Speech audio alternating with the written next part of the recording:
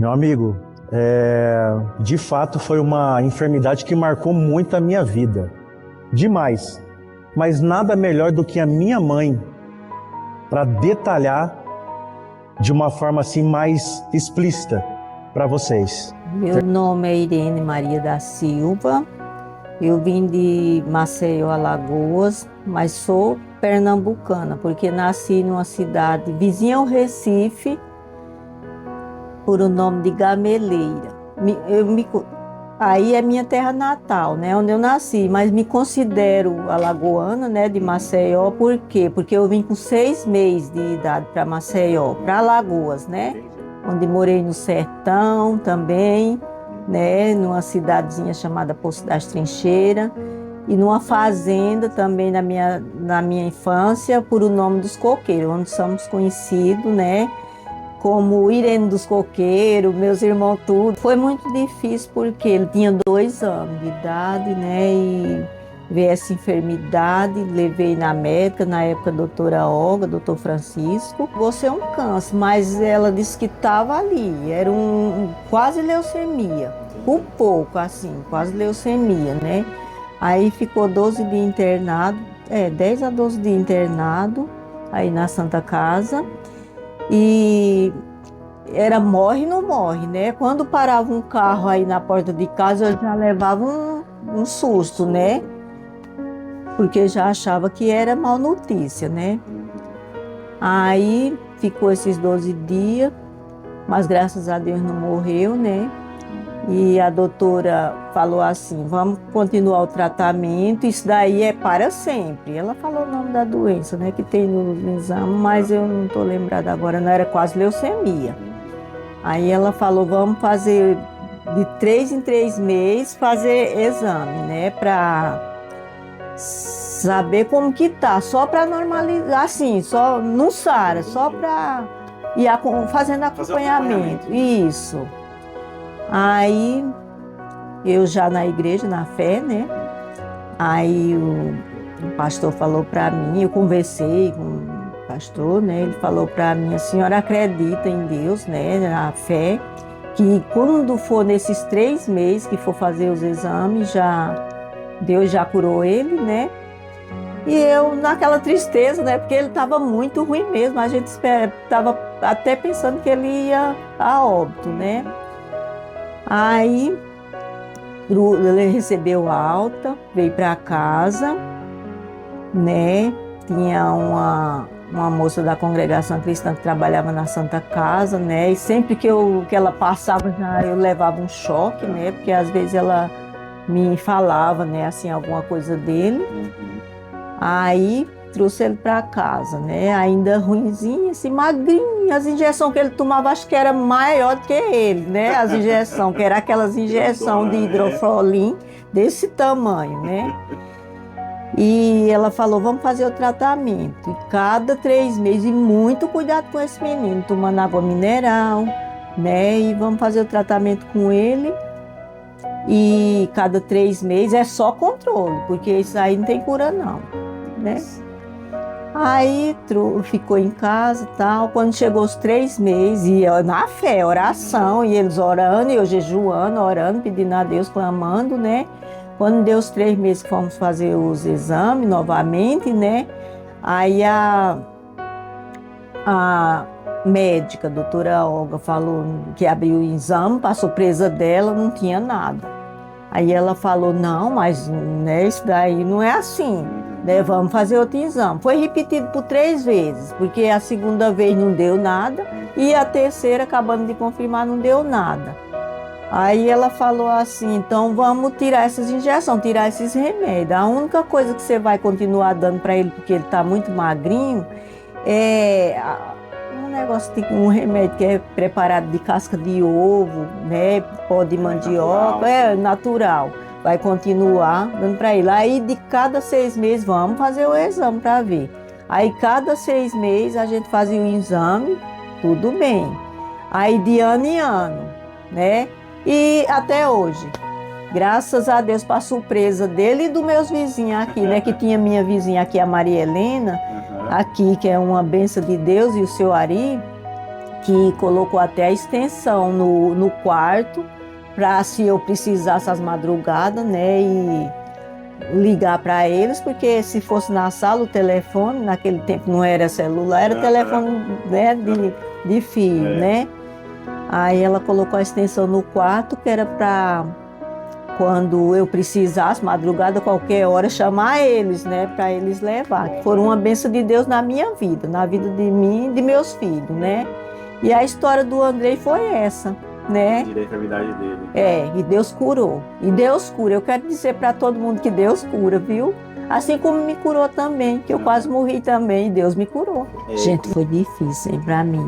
Mas eu sempre acreditando que o mesmo Deus que curou ele quando bebê, né? Era o mesmo, não mudou nada, era o mesmo Deus, né? Aí ele começou a se turmar, né? Assim, com a molecada. Moleque bom também, filho de gente boa também, né? Mas começou a ir pro mundão, né? Depois de até...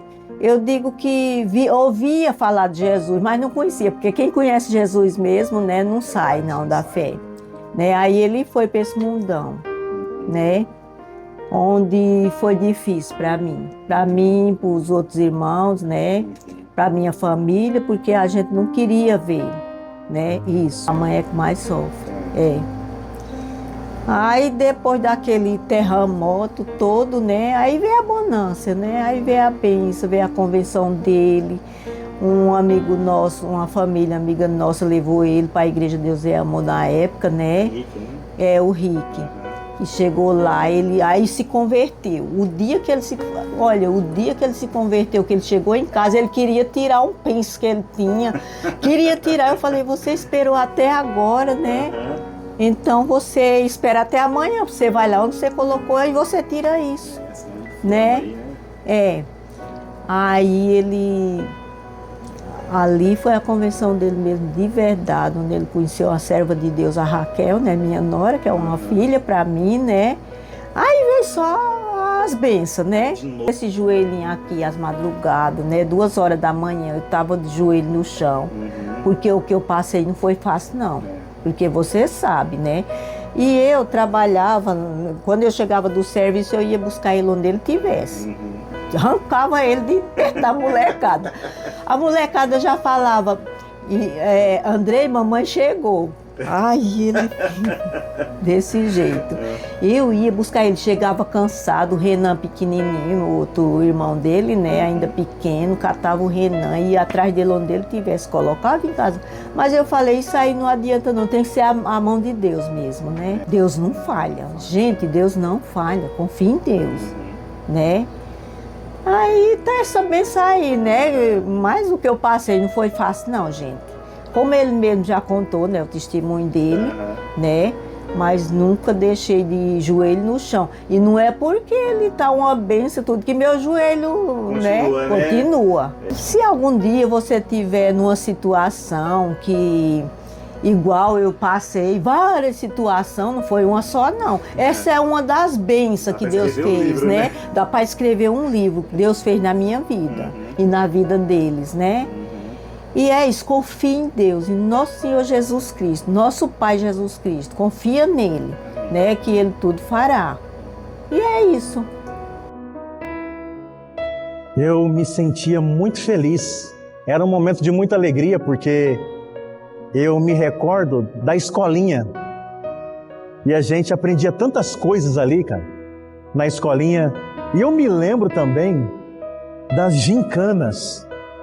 Era maravilhoso, porque tocava as canções da Mara Maravilha, sabe?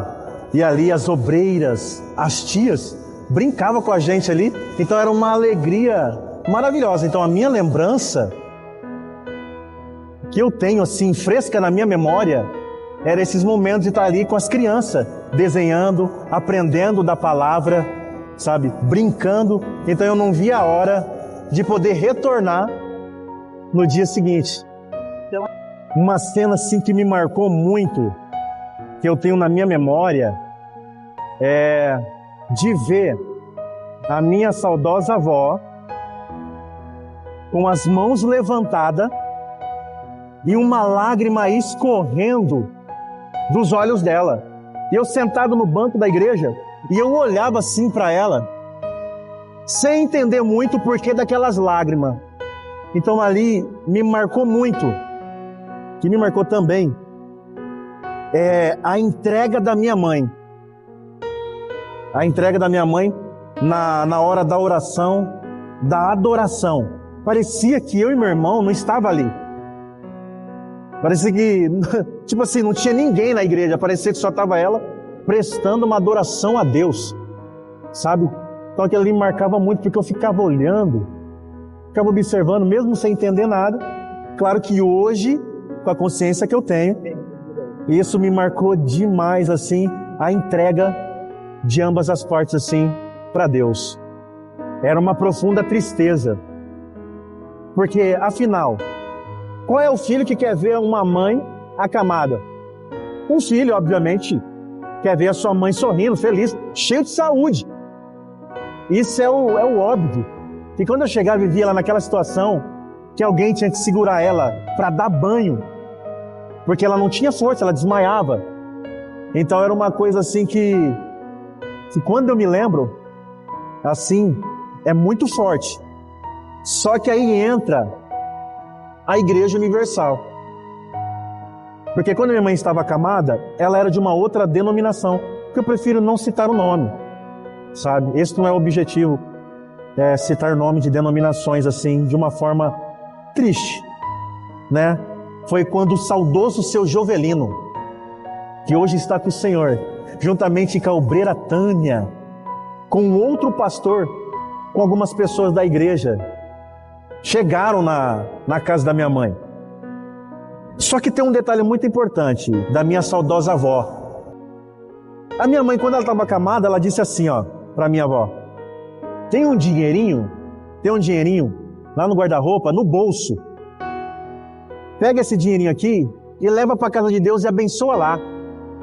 Porque minha mãe já achava que ela iria partir, e ela lembrou. A minha avó pegou o dinheirinho e levou e colocou lá no altar. Lembrando que o que eu vou contar agora não tem a ver com o dinheiro, mas tem a ver com um coração quebrantado para com a obra mesmo acamada. E o que aconteceu? Minha avó foi e levou, colocou lá no altar, deixou lá. E obviamente que a minha avó orou. Isso aqui é muito forte. Quando a minha avó chegou na casa da minha mãe, porque teve um período que a minha avó morou lá, a minha mãe já estava sentada na cama, porque ela não conseguia sentar. Olha. A minha mãe já estava sentada na cama.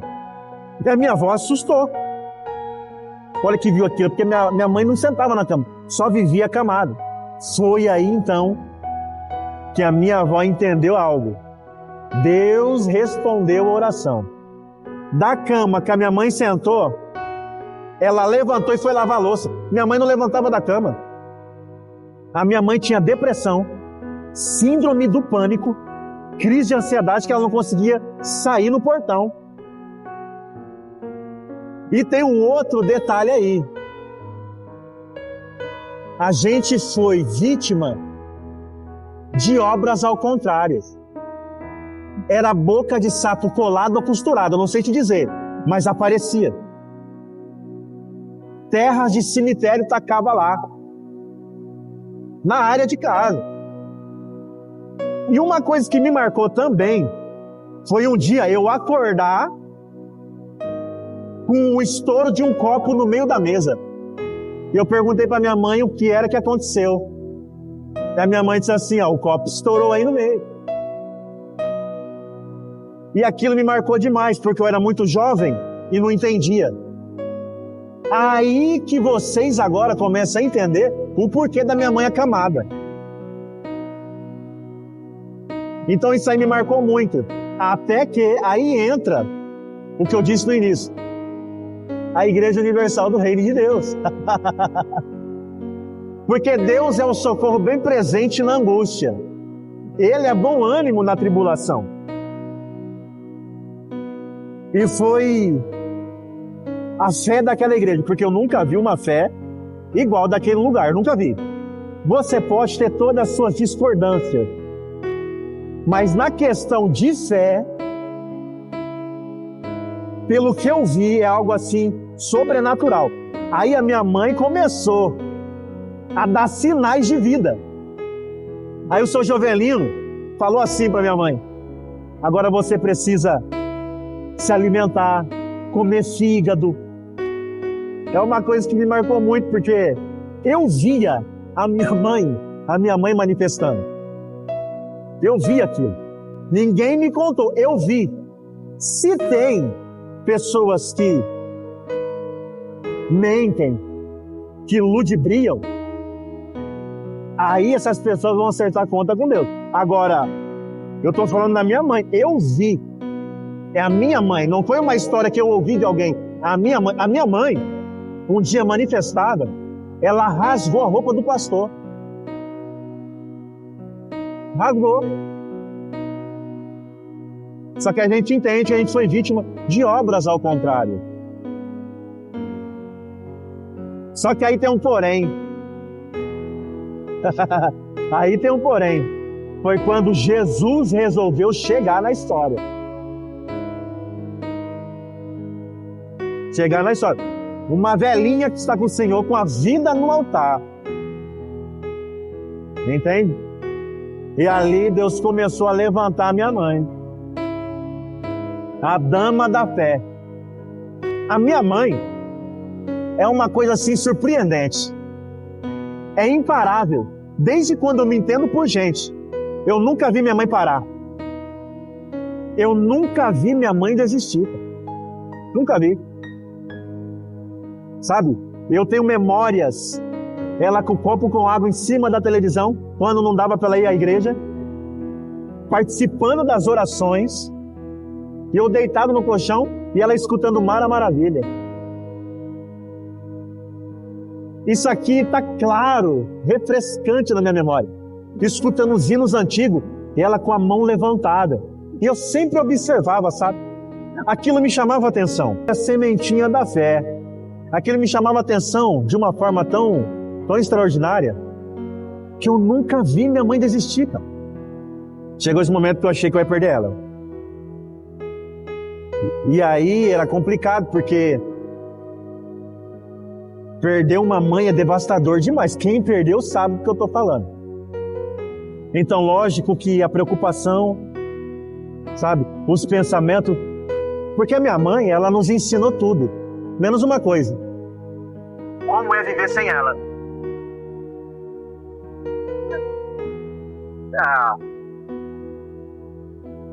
E minha mãe revezava com a minha avó para levar eu e meu irmão para a igreja. E como eu tinha enfermidade, então uma revezava com a outra. Quando a igreja universal era no bairro São Brás, a gente pegava o coletivo, era uma alegria. Era uma alegria. Lembrando que o meu irmão limpava a igreja universal. Os pastores iam fazer as programações das rádios.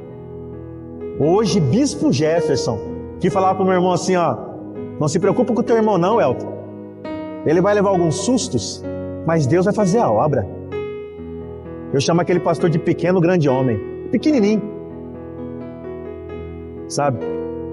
Então eu vi Deus levantar a minha mãe. Eu lembro eu entrar na Igreja Universal com parangas de droga no bolso.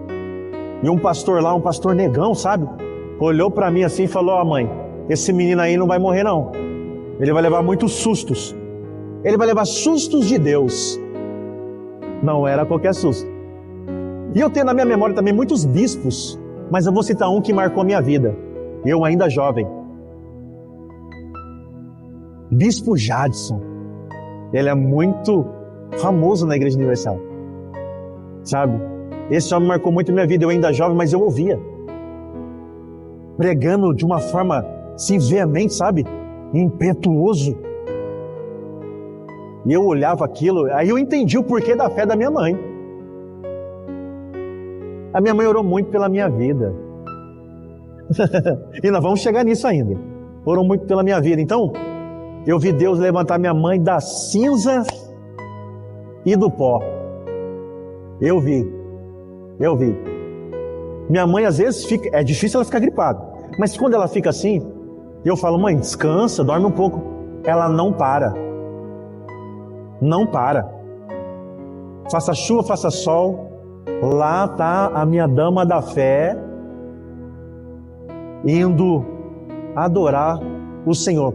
Eu sempre falo, Deus, se eu tiver 10% da minha mãe, tá ótimo. Porque minha mãe, ela é uma missionária, ela não tem título, nunca houve uma imposição de mãos. Ela é o que ela é. Mas ela é o que ela é. Eu vi muitas pessoas passar pela área de casa e ela vai para a igreja. Eu sinto a presença de Deus falando isso aqui. Falta-me palavras para dizer o que a mãe representa para mim. A mãe me ensinou tudo, mas só não me ensinou uma coisa: como é viver sem você. E eu espero que Deus lhe conceda longevidade de vida, porque eu não sei como será a minha vida quando Deus resolver levá-la. Porque a mãe, afinal, sempre me conta, sempre me diz assim: eu só quero que Deus prepare um cantinho para mim, mas eu quero que a mãe saiba de uma coisa: o seu galardão, a sua coroa, está tudo preparado para ti. Falta-me palavras, porque o papel que a mãe teve que assumir na minha vida e na vida do meu irmão. Eu poderia buscar palavras, mas falta-me. Ou eu gastaria até o ano que vem dizendo a você. Mas eu quero que saiba, mãe, que muito obrigado pelas orações esta pela madrugada, que ninguém sabe, mas quantas madrugadas eu chegava, cheio de maconha na cabeça, cocaína no nariz, e lá estava a mãe de joelho. Eu perguntava: não dormiu não, mãe? E a mãe falava: não, eu não tiro meu joelho do chão enquanto você não chegar. E uma coisa que me marcou muito, mãe, foi eu, depois de cristão, eu te perguntar por que todas as vezes que eu saía do portão para fora, antes de virar a esquina, que eu olhava para trás, a mãe ficava no portão esperando virar a esquina. E sabe o que foi que ela me disse? Porque eu achava que era a última vez que eu estava te vendo, e eu queria olhar o seu sorriso, a sua camisa, a sua calça, o seu tênis, para pelo menos eu ter a última lembrança. Então, mãe, eu só tenho a dizer gratidão pela sua vida, por não ter desistido de mim, de orar, e até hoje ora. Pelas madrugadas, colocar o óleo ungido na minha cabeça e profetizar que ao menos, pelo menos, eu sentasse numa cadeira da igreja. Mas Deus foi fiel, mãe, porque Deus fez além do que a mãe pediu ou pensou, como está escrito. Então, a minha sincera gratidão pela sua vida. Eu te amo incondicionalmente.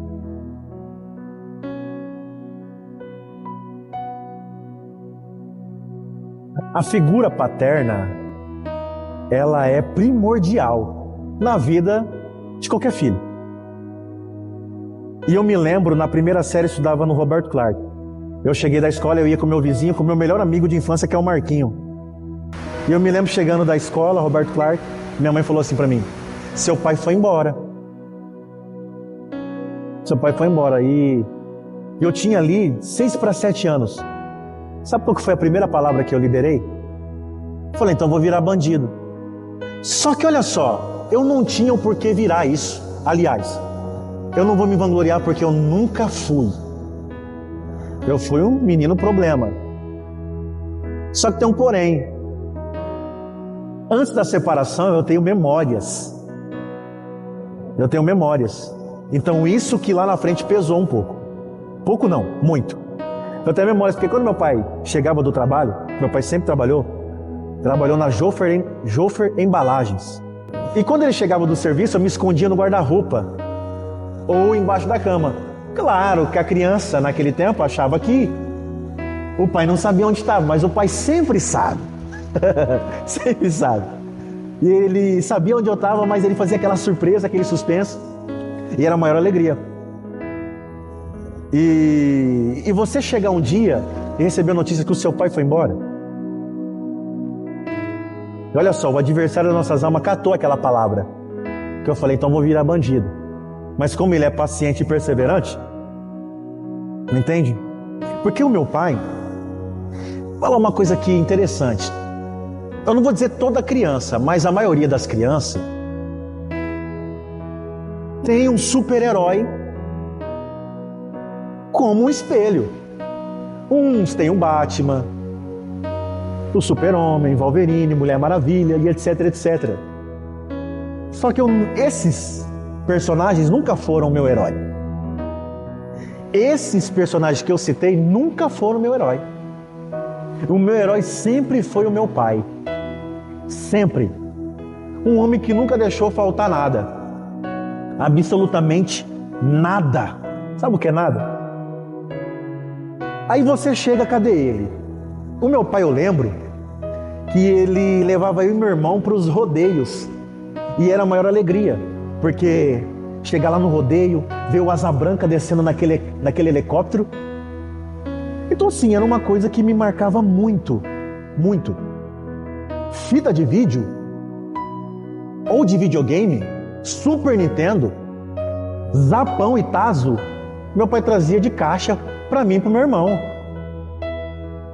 Era o prazer dele nos levar para alugar filme. E eu e meu pai tem uma história muito linda. Com o filme Rei Leão. Filme esse que foi a abertura do meu aniversário. O pessoal ficava na expectativa de ir no meu aniversário. Tinha karaokê, tinha um monte de coisa. E foi o Rei Leão. E meu pai sempre me chamava de Simba. E eu chamava ele de Mufasa. E isso aqui é muito forte, porque até hoje ele toca nesse assunto. Então é um filme que mais impactou a minha vida, porque eu assistia com meu pai. Agora imagina você chegar e cadê ele? E outra coisa, ele levava eu e meu irmão nas pescarias. Eu lembro ali o refrigerante, o pão com mortadela. Entende? Um filme que a gente assistiu muito, com o meu ator favorito por causa dele, o Jim Carrey. O Maluco na África, o Máscara. Então eu sempre assistia com meu pai. Desenho, Pocahontas. Então eu tenho muita coisa na memória. Chácara, Clubinho, Grêmio da Jofer, as maiores festas. Deixa eu te falar uma coisa. Eu tive um Seninha, aquele carrinho, e meu pai me deu ele. Meu pai um dia falou assim, meu filho, eu não vou poder te dar uma bicicleta porque o pai não está naquelas condições. Só que ele montou esse teatro todo. E eu lembro quando eu acordei, e era num domingo. E quando eu acordei, fui lá na sala, eu olhei assim, aí eu vi uns pneus. Eu olhei e falei, será que é isso? Quando eu abri a cortina, era uma bicicleta. Você acredita? Quadro dourado e os breques eram azul. Só eu no bairro tinha essa bicicleta. Aí eu lembrei que meu pai falou, eu falei, ele me enganou, cara. É forte essas histórias, porque o meu pai é maravilhoso. Houve essa falha. Eu até gosto de brincar dizendo, se não fosse essa falha, meu pai seria um homem perfeito. Eu brinco às vezes assim, sabe? Eu lembro do meu pai também. Isso aqui é maravilhoso demais. Eu lembro do meu pai, quando eu dormia, ele me pegava no colo, colocava na cama e me dava um beijo no rosto. Eu aprendi com meu pai sobre a paternidade de Deus, que lá na frente eu posso explorar mais isso. Então assim, eu tenho muitas memórias com meu pai, entende? Às vezes ele manda uma mensagem e fala, filho, sempre com uma palavra positiva, sabe? Pai, tá vendo de longe aqui, ó, você se tornou um pregador do evangelho, continua, que você vai rodar o mundo. Ele fala, se um dia o pai não estiver mais aqui, eu falo, não, paizão, o pai vai viver muitos anos ainda, sabe? Então, meu pai sempre nos deu do bom e do melhor. Só que quando ele foi embora, que é uma dor que ele carrega até hoje, que ele fala até hoje pra mim, quando ele foi embora, então foi devastador, sabe? Eu lembro do meu irmão, foi até ele e falou, pai, volta! Meu irmão Elton, conhecido como Boni, sabe? Então foi uma questão assim muito... Foi devastador. Só que não é que meu pai nos desamparou, mas naqueles momentos que eu mais precisava dele, faltou naqueles momentos. Mas meu pai é meu herói e eu te amo. Meu pai é um dos meus amores. Existe o abuso físico, existe o abuso psicológico também. E tudo começou, vamos jogar um videogame em casa? Deixa eu falar uma coisa aqui muito séria, para você que tem filho, filha, neto, sobrinho, que abre mão assim, ó, não pode ir dormir na casa do amigo, não, da família. Cuidado. Cuidado. Muito cuidado. Porque nenhum desses convites eu fui. Aí ali começou o jogo. Não, mas se você ceder assim, aí você sempre vai ter aqui, ó, a hora que você quiser. Entende? Então houve não só um abuso psicológico, mas também um abuso físico. É aí que entra a figura paterna nesse momento. Porque pela minha esposa e pelos meus filhos, a Bíblia diz assim, ó, amai as vossas esposas como Cristo amou a igreja e deu a vida por ela. Como é que Cristo amou a igreja e deu a vida por ela? Então, se mexer comigo, eu te dou outra face. Mas se mexer com a minha esposa e filhos, eu vou morrer por eles. Percebe a figura paterna na vida de um filho? Ainda mais quem tem uma filha menina. Olha os feminicídios. Mas tudo bem. E não foi só com esse rapaz. Aconteceu com o outro também. Bem, vou te mostrar aqui um departamento, né? E a gente inocente, irmão. Queridos, uma inocência assim de uma criança. Pensa na inocência de uma criança sendo violada. Uma criança que nasceu num bairro bom, teve as melhores brincadeiras, cara. Banco imobiliário, super trunfo, tu palitinho, pé na bola, esconde. Tudo, cara. Tudo. Golzinho na rua. Sabe? Quem morou no bairro Jardim Pop sabe do que eu tô falando. A melhor infância, com todos os tipos de brincadeira, rolemã, peão, sabe? Mamãezinha da rua. Quando chovia, era a maior alegria.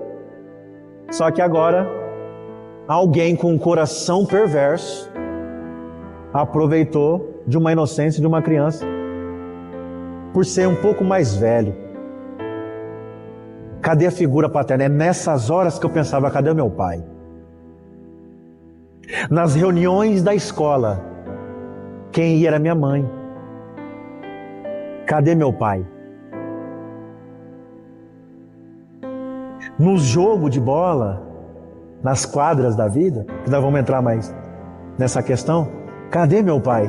Então quando eu vi alguns amigos que os pais deles estavam lá, que eles faziam gol, eles corriam ali para os pais dele, e quando eu fazia gol, cadê meu pai?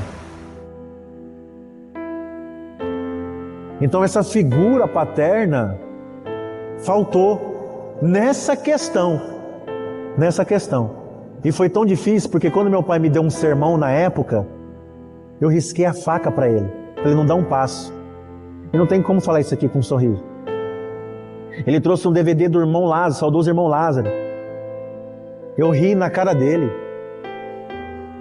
Só que tem uma questão aí maravilhosa. A cura da paternidade. A cura da paternidade. A cura. Foi quando um dia eu estava deitado num colchão, eu estava assistindo a ministração do apóstolo Luiz Hermínio. Isso aqui é forte. Isso aqui é forte. Eu estava assistindo uma ministração dele. Parecia que ele estava falando comigo, direcionado por Deus. E ele disse assim, ó: você que está aí, do outro lado da tela, você se perguntou nas reuniões da escola, cadê o seu pai? que você procurava ele, só via os pais dos seus amiguinhos e não via o seu. No jogo de bola. Não, só faltou falar o meu nome. Cadê o seu pai?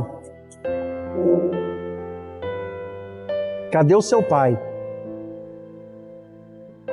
E ele começou a detalhar. Eu falei, eu lembro que a Raquel estava dormindo e eu do lado. Eu quero dizer de uma coisa. Ele falou assim, apóstolo Luiz Hermínio, eu quero lhe dizer uma coisa. Você que está aí assistindo. O seu pai sempre esteve lá. Aí eu, como assim? Aí ele apontou para cima. Deus, é que você não via ele nas reuniões da escola, mas ele sempre esteve lá. Naquele jogo de bola, quando você balançava a rede, quem disse que o seu pai não estava lá? Ele sempre esteve lá. Meu amigo, eu entrei num pranto, choro descontroladamente. Ali Deus me curou. Sabe o que aconteceu? Eu orei a Deus, falei, Deus, traz o meu pai aqui que eu preciso pedir perdão para ele. Eu preciso liberar perdão para ele, que eu guardava uma grande mágoa. Nos meus abusos, cadê ele? Dentro de poucos dias Deus trouxe meu pai lá em casa. Ele entrou, eu falei, pai, entra aqui. Eu orei a Deus. Estava eu, a Raquel, meu pai. Eu falei, pai, toda criança tem o seu super-herói, como eu já disse. Mas eu quero dizer que meu pai sempre foi o meu herói. Meu pai começou a chorar. Aí eu já comecei a chorar. Aí a Raquel já começou a chorar. Aí foi uma choradeira através de uma ministração do apóstolo Luiz Hermínio. Deus curou a minha vida. Então, hoje, como diz o louvor do Rodolfo Abrantes, que das minhas feridas saia um poder para curar. Saia um poder para curar. E hoje eu sou cura para o doente, ombro para o cansado e abraço para o necessitado. Eu fui curado. Não só fisicamente, mas espiritualmente, emocionalmente, em todas as áreas.